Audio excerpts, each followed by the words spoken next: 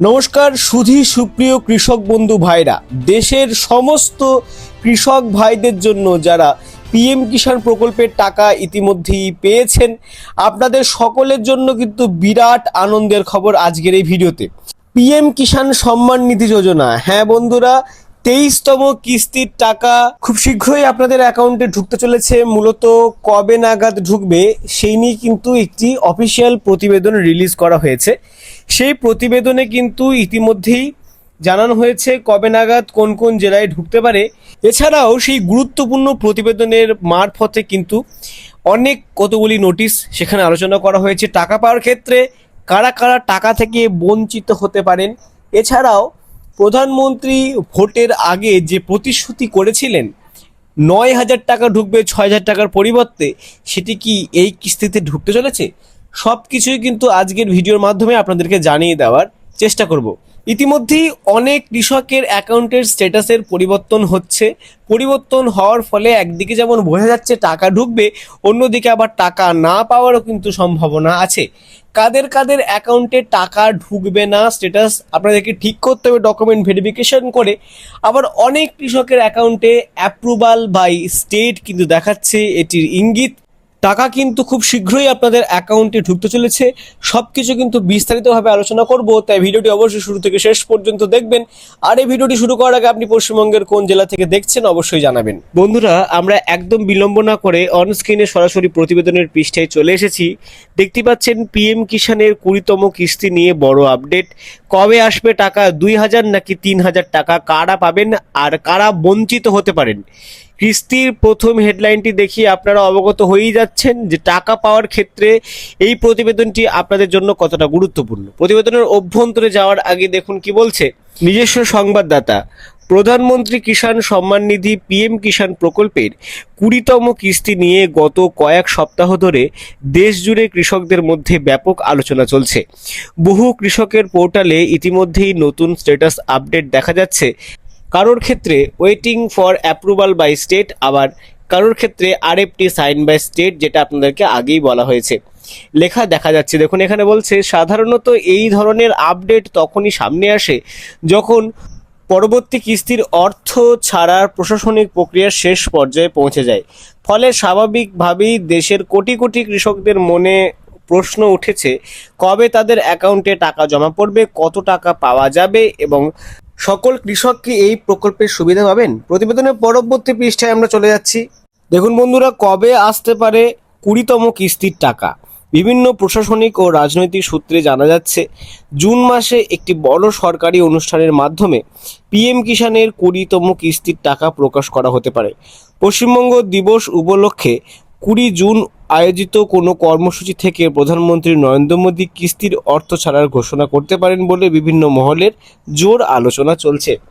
এছাড়াও যদিও দেখুন এখানে এখনো পর্যন্ত কেন্দ্র সরকারের তরফ থেকে কোনো তারিখ আনুষ্ঠানিকভাবে ঘোষণা করা হয়নি, তাই সরকারি বিজ্ঞপ্তি প্রকাশ না হওয়া পর্যন্ত কোনো সম্ভাব্য তারিখকেই চূড়ান্ত হিসাবে কিন্তু গ্রহণ করা হচ্ছে না।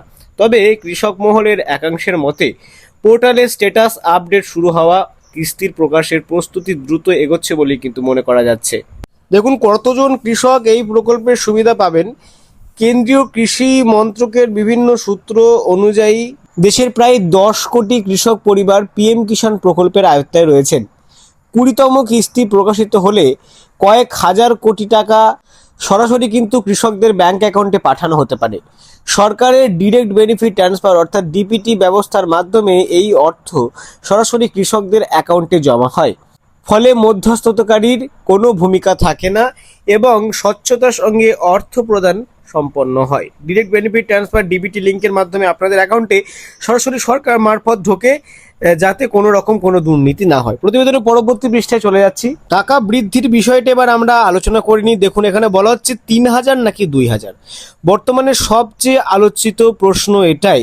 সামাজিক মাধ্যম এবং বিভিন্ন মহলে আলোচনা চলছে যে পিএম কিষাণ প্রকল্পের বছরে 6,000 টাকার পরিবর্তে 9,000 টাকা দেওয়া হতে পারে।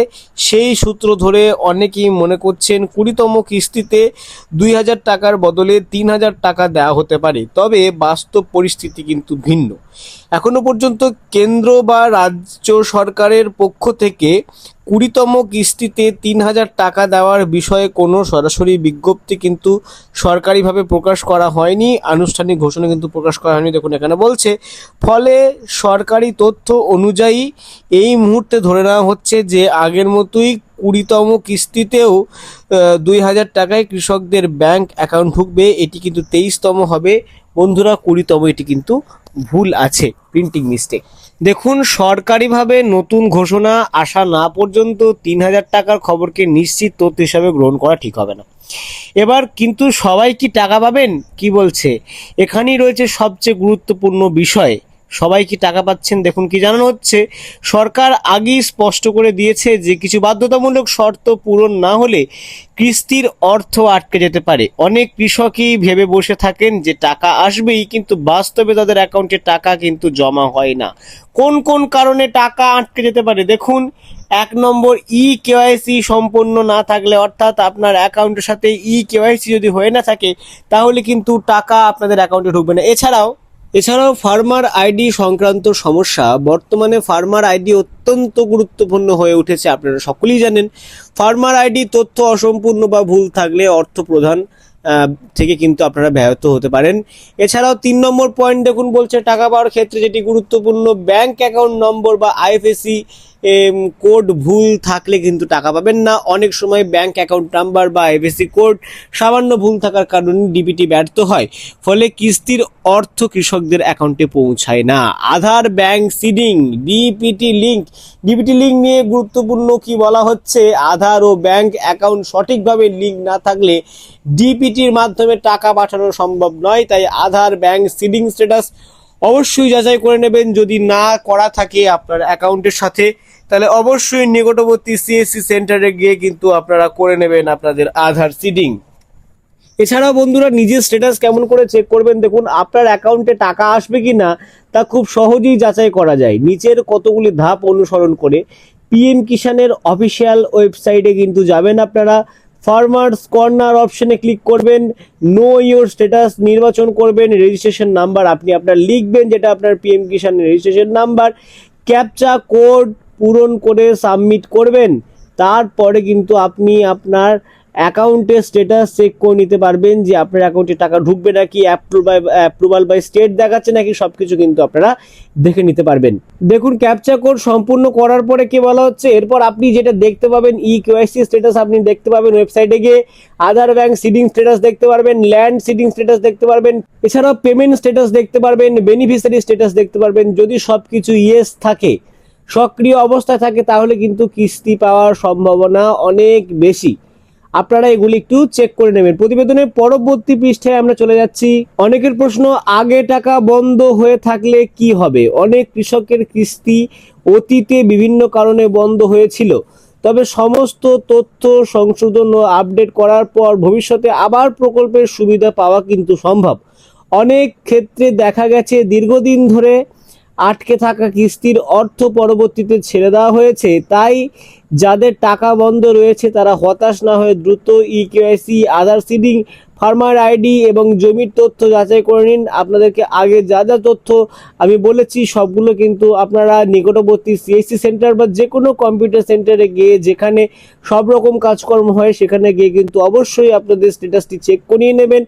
না আপডেট থাকলে অবশ্যই আপডেট করিয়ে নেবেন। আপডেটের মাধ্যমে কিন্তু আপনি সমস্ত কিছু আপনার অ্যাকাউন্টকে আবার আগে সক্রিয় অবস্থায় ফিরিয়ে আনতে পারবেন। প্রতিবেদনের পরবর্তী পৃষ্ঠায় আমরা চলে যাচ্ছি, লাস্ট পৃষ্ঠায়।